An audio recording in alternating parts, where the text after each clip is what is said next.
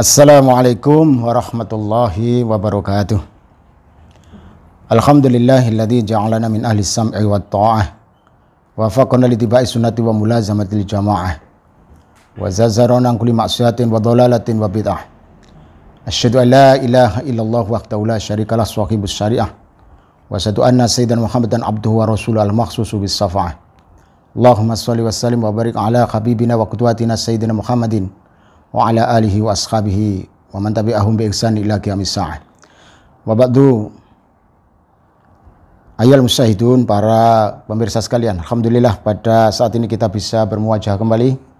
Mudah-mudahan kita senantiasa diberkahi oleh Allah Subhanahu wa taala. Pada kali ini kita akan membahas satu permasalahan kehidupan kita sehari-hari.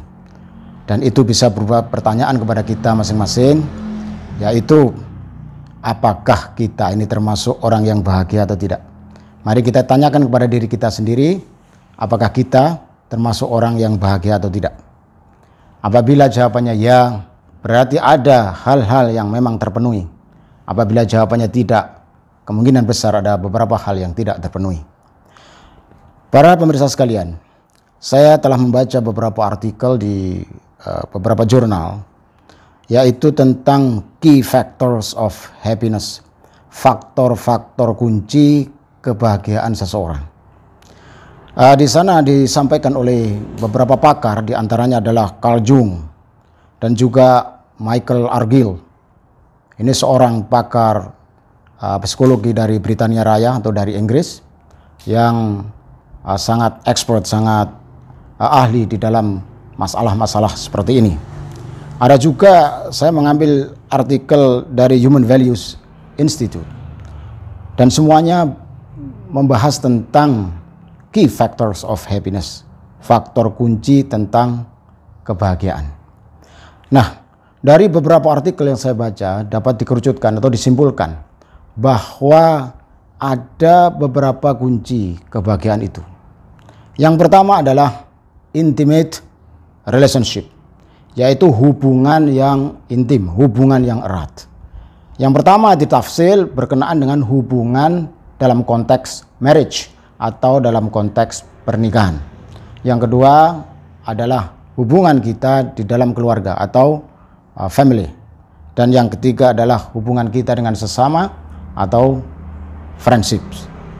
Nah, berikutnya kunci kebahagiaan berikutnya adalah, menurut hasil penelitian ini, reasonable standard of living and satisfactory work, yaitu standar kehidupan yang layak, yang reasonable, dan juga pekerjaan yang memberikan kepuasan. Kemudian yang ketiga adalah good physical and mental health, yaitu kesehatan fisik dan mental. Nah, ini menurut hasil penelitian yang tentu saja mengambil sampel yang sangat besar, karena ini adalah untuk populasi yang sangat besar. Nah, sebagai seorang muslim, bagaimana sikap kita di dalam menyikapi hasil riset seperti ini? Bahwa kunci kebahagiaan menurut hasil penelitian ini tadi, yang pertama adalah intimate relationship, yang kedua reasonable standard of living and satisfactory work, dan yang ketiga good physical and mental health. Nah, sebenarnya sebagai seorang muslim, kita akan selalu diperintahkan untuk senantiasa membuka Al-Quran dan membuka hadis Rasulullah SAW. Di dalam kitab Mukhtarul Ahadits disebutkan hadis yang diriwayatkan oleh Ad-Dailami, yaitu tentang kunci kebahagiaan seseorang. Nah, nanti kita bandingkan hasil riset tadi dengan sabda Rasulullah SAW. Kira-kira kongruen atau berbeda? Nah, di dalam sabda Rasulullah SAW dikatakan, arba'un min sa'adatil mar'i. Ada 4 hal yang menjadi kebahagiaan seseorang. Nanti akan kita bahas satu persatu. Arba'un min sa'adatil mar'i. Antakuna zaujatuhu solihatan. Yang pertama adalah jika dan hanya jika pasangan hidupnya adalah orang yang soleh. Nah, berarti sangat sesuai ini dengan hasil riset tadi. Yang kedua, wa auladuhu abroron, dan anak-anaknya adalah anak-anak yang baik. Berarti kalau yang pertama tadi konteksnya adalah marriage, karena berhubungan dengan pasangan. Yang kedua adalah dengan family, dengan anak kita. Wa auladuhu abroron. Kemudian yang ketiga, wa khulata'uhu. Ini dalam matan yang lain disebutkan wa ashabuhu as-solihina. Teman-temannya, interaksinya adalah dengan orang-orang yang soleh. Nah, ini dengan konteks yang ketiga, friendship tadi. Nah, kemudian selanjutnya, wa ayyakuna rizquhu fi baladihi. Dan jika sekiranya rezeki seseorang itu berada di dalam negerinya sendiri. Nah, berarti Rasulullah SAW apa yang disampaikan itu jauh mendahului hasil riset yang dilakukan oleh para ilmuwan modern. Padahal Rasulullah tidak pernah melakukan riset dengan jumlah populasi yang besar, dengan mengambil sampel yang representatif. Tetapi sabda Rasulullah SAW sangat sesuai, sangat kongruen dengan hasil riset yang dilakukan oleh para pakar di zaman modern ini. Nah, mari kita bahas satu persatu. Ya. Yang pertama adalah arba'un min sa'adatil mar'i, 4 hal yang menjadi bagian dari kebahagiaan seseorang. Maksudnya sa'adatil mar'i di dalam syarah hadits disebutkan ay min barokatihi wa yumnihi wa izzihi. Jadi yang dimaksud dengan sa'adatil mar'i yang di sini adalah min barokatihi ay min barokati hayatihi, yaitu dari keberkahan hidupnya seseorang, atau keberuntungan seseorang, atau izzah seseorang, atau kemuliaan seseorang. Itu ada 4 hal. Yang pertama, antakuna zaujatuhu solihatan, yaitu sekiranya pasangan hidupnya adalah orang yang soleh.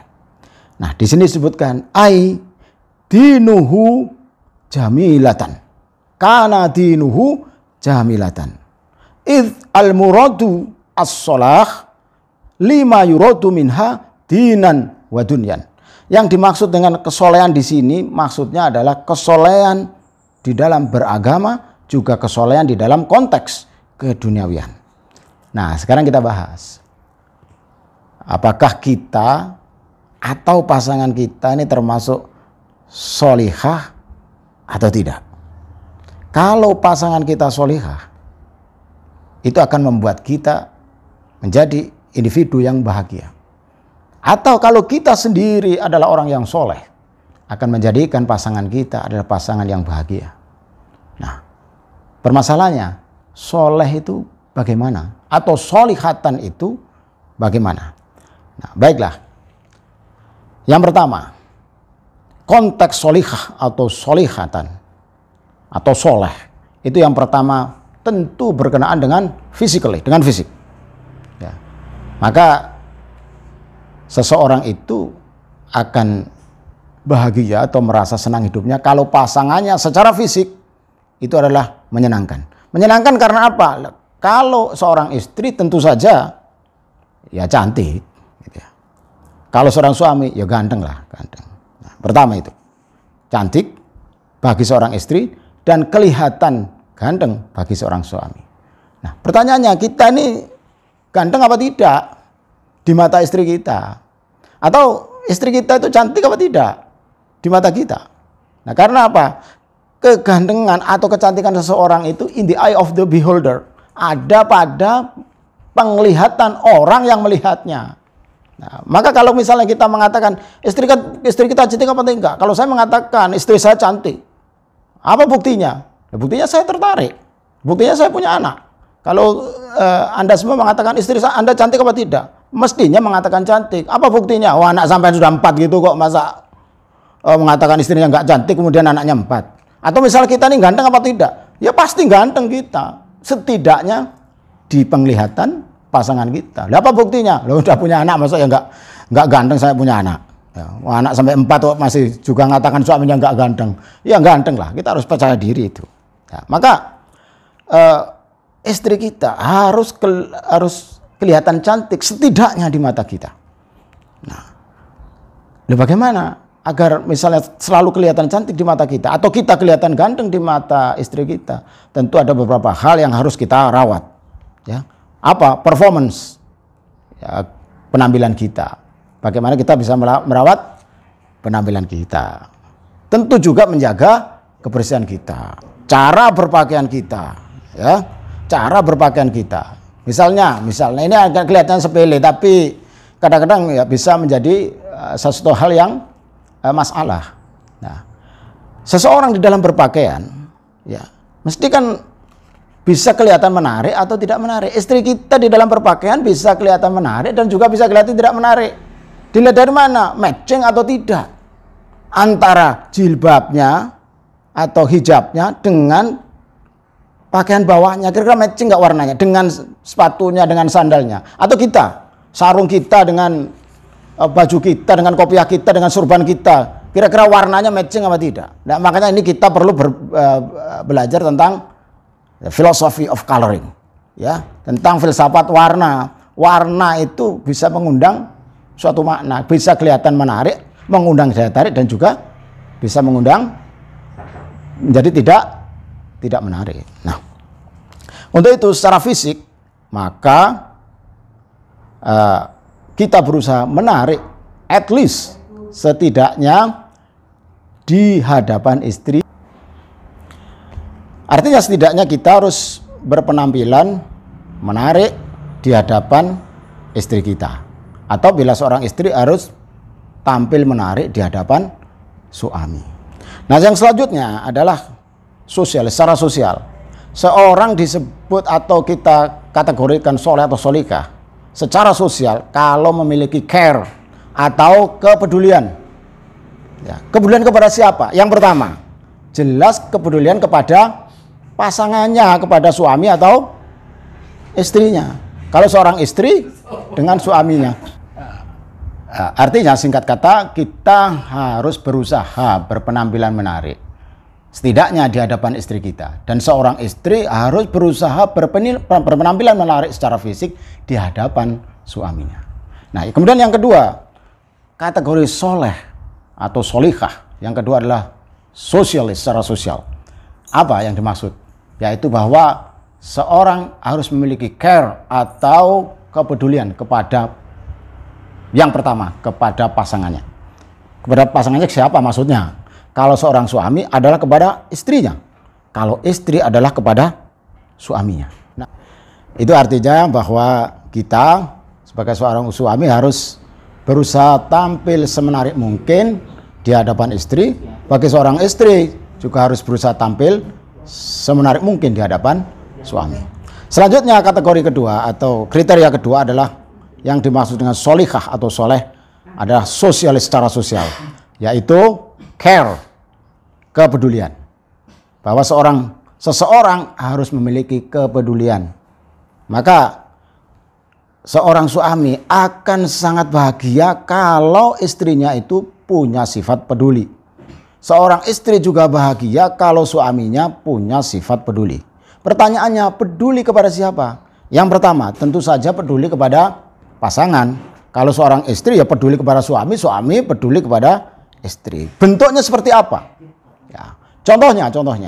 Nah, di dalam kehidupan berumah tangga sering yang menjadi permasalahan adalah permasalahan finansial.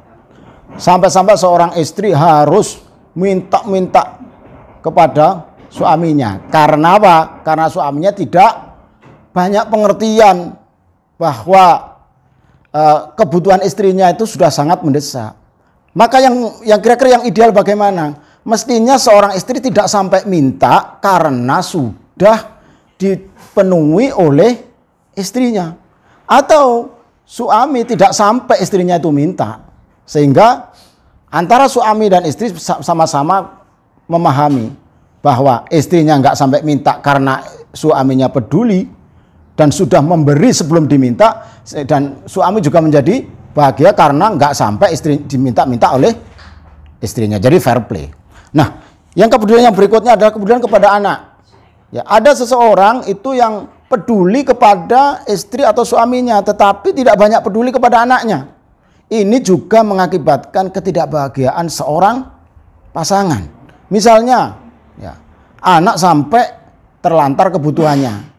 Karena ada seorang suami yang tidak peduli kepada anaknya. Iya, dia peduli kepada istrinya, tapi tidak peduli kepada anaknya. Ini juga tidak ideal. Selanjutnya, peduli kepada siapa lagi? Kepada keluarga besarnya. Wabil khusus peduli kepada kedua orang tua. Kepada kedua orang tua dan juga kepada mertuanya. Maka para pemirsa sekalian, diharapkan di dalam kehidupan berumah tangga itu, seseorang menantu harus bisa berinteraksi baik dengan mertuanya. Begitu juga seorang mertua harus bisa berinteraksi baik kepada menantunya. Nah, ini bisa terjadi dengan baik manakala seorang menantu peduli care kepada mertuanya dan juga peduli kepada orang tuanya. Begitu sebaliknya mertua dan juga orang tua akan peduli kepada menantunya. Nah, maka betapa bahagianya seorang suami apabila punya seorang istri yang peduli kepada mertuanya, artinya peduli kepada orang tua suami. Begitu juga seorang istri akan bahagia manakala suaminya peduli kepada mertuanya atau peduli kepada orang tua istrinya. Kategori yang ketiga adalah secara spiritual. Seseorang akan bahagia manakala pasangannya secara spiritual itu sangat baik. Maksudnya apa? Memiliki ketaatan kepada Allah Subhanahu wa taala, memiliki ketaatan kepada Rasulnya, memiliki ketaatan kepada suaminya. Nah, bisa dibayangkan, kita sebagai seorang suami punya istri nggak sholat, punya istri nggak mau puasa, punya istri nggak iso ngaji. Ya loro kabeh kita. Ya, begitu kan sebaliknya, seorang istri yang solehah, suaminya nggak sholat, suaminya nggak puasa, suaminya nggak iso ngaji, itu juga loro kabeh juga sama. Maka kesolehan kedua belah pihak itu akan membahagiakan dua belah pihak. Maka kalau kita ingin suami panjenengan bahagia, maka jadilah seorang istri yang secara spiritual adalah solehah. Begitu juga kita apabila menginginkan seorang istri kita bahagia, maka kita secara spiritual kita harus mensolehkan diri. Untuk itu mari kita terus thalabul ilmi, berusaha meningkatkan ketakwaan kita kepada Allah Subhanahu wa taala. Dan yang keempat, ini yang jarang kadang-kadang terlewatkan untuk dibahas. Apa itu? Ya, yang dimaksud dengan solehah atau solehatan. Soleh atau solehah ini. Bahwa harus ada hubungan yang baik antara suami istri di dalam konteks biological need atau hubungan seksual. Dalam konteks syahwati. Ya. Maka hubungan baik dalam konteks biological need atau kebutuhan biologis ini harus terkomunikasikan dengan baik antara seorang suami dan istri. Ada keluarga yang menjadi berantakan hanya karena masalah ini. Karena seorang suami yang tidak bisa memberikan kebutuhan yang layak kepada istrinya, dan juga sebaliknya ada seorang istri yang tidak bisa memberikan memenuhi kebutuhan yang layak untuk suaminya dalam konteks syahwati, dalam konteks memenuhi kebutuhan biologis. Maka kesolehan itu tidak hanya berkaitan dengan kesolehan fisik, tapi juga kesolehan sosial seseorang, kesolehan spiritual, dan juga hubungan biologis. Baik pemirsa sekalian, yang pertama telah kita bahas, yaitu antakuna zaujatuhu solihatan. Sekarang yang kedua, seseorang itu kata Kanjeng Nabi bahagia jika dan hanya jika wa auladuhu abroron, ya, apabila anaknya itu anak yang baik. Anak yang baik itu bagaimana menurut syarah hadis ini? Ay yabarrunahu wa yattaqunallaha, yaitu yang senantiasa berbuat baik kepada kedua orang tuanya dan taat kepada Allah Subhanahu wa taala. Terus kriteria, kira-kira kriteria anak yang baik itu seperti apa? Baik, ya, bisa kita tafsil atau kita jot down, ya. Kriteria anak yang baik tentu saja yang pertama secara fisik, ya. Anak yang baik secara fisik bagaimana? Ya, tentu anak yang sehat, ya, anak yang sehat secara jasmani, secara sehat, energetik, anak yang lincah, sehat, bukan anak yang loyo, ya. Makanya kita itu kalau bisa usahakan anak-anak kita adalah anak yang lincah, anak yang sehat secara fisik, bukan anak-anak yang loyo atau anak-anak yang lemah secara fisik. Yang kedua, ya, secara mental, anak yang baik itu bagaimana? Yang intelligent, yang smart, yang cerdas, yang kreatif dan bertanggung jawab. Nah, ini bagaimana agar misalnya kita punya anak yang smart atau yang intelligent ini?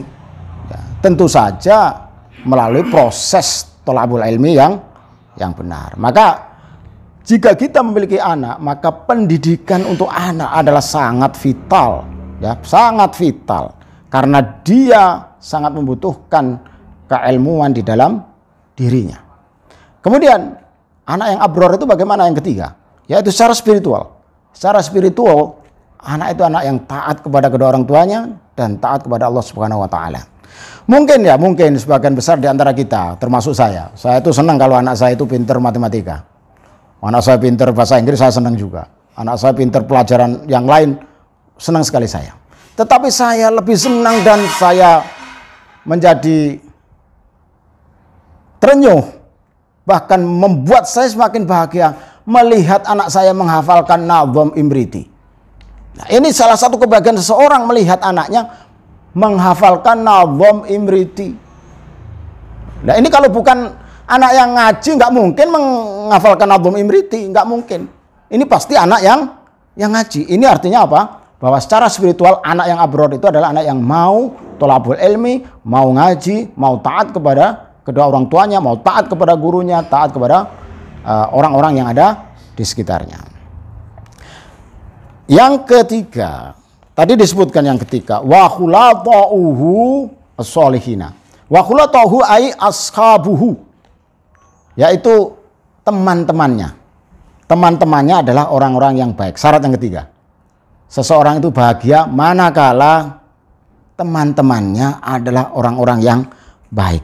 Kira-kira penjelasan seperti apa? Di dalam syarah hadisnya disebutkan sebagai berikut. Yang dimaksud khulata'uhu ai ashabuhu, teman-temannya, wa ahlu khirfatihi, yaitu teman-teman rekan bisnisnya atau teman kerja lah, kalau dalam bahasa kita sehari teman kerja. Alladzina la buddalahu mukhalatatihim, yang tidak bisa dia pasti berinteraksi dengannya. Nah, coba kita bayangkan bahwa kita memiliki teman yang baik di dalam interaksi kita sehari-hari. Kira-kira teman yang baik bagaimana? Ya, sama dengan kriteria yang tadi, teman yang baik ya secara fisik teman yang sehat, ya, teman-teman yang sehat. Kemudian teman secara mental teman-teman yang helpful, yang suka membantu, peduli kepada kita, bertanggung jawab. Kalau di dalam konteks rekan bisnis, tentu rekan bisnis kita yang jujur. Maka bisa dibayangkan kalau panjenengan atau kita ini seorang pengusaha punya rekan bisnis yang jujur, itu bisa membahagiakan kita. Rekan bisnis yang helpful, yang sangat membantu, mau membantu, yang peduli, itu juga sangat membahagiakan kita. Tetapi sebaliknya, kalau kita punya teman, rekan bisnis, atau apapun, rekan interaksi kehidupan sehari-hari, di tempat kerja atau dimanapun berada, kita memiliki teman yang tidak peduli, nggak mau membantu, tidak jujur, bahkan sering menipu kita, ini alamat membuat kita dalam hidup kita menjadi tidak bahagia. Lebih-lebih lagi tetangga kita. Orang yang senantiasa dekat dengan kita, tetangga kita. Kita punya tetangga yang baik, tetangga yang peduli, tetangga yang ramah, tetangga yang jujur, itu sangat membahagiakan kita. Tetapi sebaliknya, kalau tetangga kita justru membuat kita khawatir dalam kehidupan kita sehari-hari, maka tentu akan menjadikan kehidupan kita menjadi tidak bahagia. Yang terakhir, yang keempat, wa ayyakuna rizquhu fi baladihi. Orang itu bahagia jika dan hanya jika rezekinya berada di negerinya sendiri. Nah, ini kalau membahas tentang rezeki, kalau dalam konteks penelitian tadi adalah standard of living. Nah, maksudnya reasonable standard of living. Itu cukup pelik memang membahas cukup rumit membahas masalah rezeki ini. Rezeki yang membahagiakan itu yang bagaimana? Kira-kira. Baik. Yang pertama, ya, rezeki yang membahagiakan adalah yang mencukupkan, yang sufficient, yang mencukupkan kebutuhan kita. Loh, padahal kebutuhan kita kan tidak terbatas. Tidak demikian. Kebutuhan kita itu terbatas. Yang tidak terbatas itu adalah keinginan kita. Kita harus bisa memilih dan memilah mana yang kebutuhan dan mana yang keinginan. Kebutuhan wajib dipenuhi, tetapi keinginan tidak serta-merta harus dituruti. Maka rezeki yang cukup itu adalah yang cukup untuk memenuhi kebutuhan, bukan untuk menuruti semua keinginan. Sehingga relatif masing-masing orang. Bisa jadi satu keluarga itu sudah cukup dengan 1 juta, ada yang cukup 2 juta, ada yang cukup dengan 3 juta, bahkan ada yang tidak cukup dengan 10 juta. Kenapa? Karena cara men-setting kebutuhannya masing-masing orang berbeda-beda. Tetapi prinsip yang baik adalah bahwa bagaimana kita men-setting kebutuhan kita tidak boleh melebihi kemampuan kita di dalam menjemput rezeki. Artinya dalam bahasa Melayu, pasak tidak boleh lebih besar daripada tiang. Karena kalau pasak lebih besar daripada tiang, pasti tiangnya pasti hancur atau patah atau hancur. Nah, maka kriteria rezeki yang pertama yang mencukupi yang bagaimana? Yang bisa memenuhi kebutuhan kita, bukan menuruti semua keinginan kita. Selanjutnya, penjelasan berikutnya gimana? Rezeki dekat dengan kita. Dekat dengan kita maksudnya ya dekat dengan di gimana kita tinggal. Ya, dekat dengan di mana kita tinggal. Coba kita bayangkan kalau misalnya kita berada di tempat kita masing-masing. Anggap aja di kota kita ini. Sementara rezeki kita harus kita jemput di kota lain. Sehingga kita pulangnya harus 1 bulan sekali ke tempat tinggal kita. Kira-kira bahagia mana dengan kita bekerja tiap hari, pulang pergi ke rumah kita setiap hari. Dengan pulang ke rumah kita sebulan sekali. Atau 2 bulan sekali, bahkan kita menengok keluarga 3 bulan sekali. Bahkan ada yang setahun, 2 tahun, 3 tahun sekali. Maka seseorang itu bahagia manakala rezekinya itu berada di negerinya sendiri. Maksudnya dekat dengan tempat tinggalnya. Maka kita wajib bersyukur kalau rezeki kita ternyata ada di sekitar tempat tinggal kita. Yang terakhir adalah bahwa rezeki itu berapapun besarnya, ya, yang tidak boleh kita lupakan adalah bahwa rezeki itu harus mudah di dalam mencarinya. Apalah artinya rezeki itu banyak sekali tetapi menguras seluruh kemampuan dan tenaga kita. Ya. Apalah artinya rezeki itu banyak sekali tetapi susah sekali mencarinya. Maka yang membuat seseorang itu bahagia di dalam mencari rezeki adalah manakala rezeki itu mudah mencarinya. Dekat dengan kita dan cukup atau bisa mencukupi kebutuhan kita. Baik pemirsa sekalian, kita simpulkan dari awal sampai akhir ini tadi bahwa arba'un min sa'adatil mar'i, ada 4 hal yang menjadi key factors, faktor kunci kebahagiaan seseorang. Yang pertama adalah wa antakuna zaujatuhu sholihatan, manakala pasangan hidup kita adalah orang yang soleh. Mudah-mudahan pasangan hidup kita betul-betul orang yang soleh dalam arti yang sebenarnya. Yang kedua, wa auladuhu abrorun, apabila anak-anaknya adalah anak yang baik. Mudah-mudahan anak-anak kita, berapapun anak kita, ada yang 1, ada yang 2, ada yang 3, ada yang 4 dan 5 dan seterusnya. Mudah-mudahan semuanya adalah anak-anak yang abror, yang senantiasa birrul walidain, senantiasa berbuat baik kepada orang tuanya, mau mendoakan kepada kedua orang tuanya. Dan yang ketiga, wa khulafa'uhu sholihina, teman-teman kita, interaksi kita ada dengan orang-orang yang baik. Mudah-mudahan teman kita, orang yang dekat dengan kita, orang-orang yang senantiasa berhubungan dengan kita adalah orang-orang yang baik, orang-orang yang soleh. Dan yang terakhir, wa ayyakuna rizquhu fi baladihi, dan sekiranya rezekinya itu berada di negerinya sendiri. Mari kita terus bersyukur kepada Allah karena rezeki kita tidak berada di negeri orang. Kita tidak harus sampai ke luar negeri menjemput rezeki Allah Subhanahu wa taala. Justru rezeki itu malah datang ke rumah kita masing-masing. Mudah-mudahan keempat hal itu semua ada pada diri kita sehingga kita semua adalah termasuk orang-orang yang bahagia. Tidak hanya bahagia di dunia tapi juga bahagia di dunia dan akhirat. Wallahu a'lam bishawab. Demikian yang bisa kami sampaikan. Mudah-mudahan ada manfaatnya. Ada kurang dan lebihnya mohon maaf yang sebesar-besarnya. Aku qouli hadza wallahu musta'an. Assalamualaikum warahmatullahi wabarakatuh.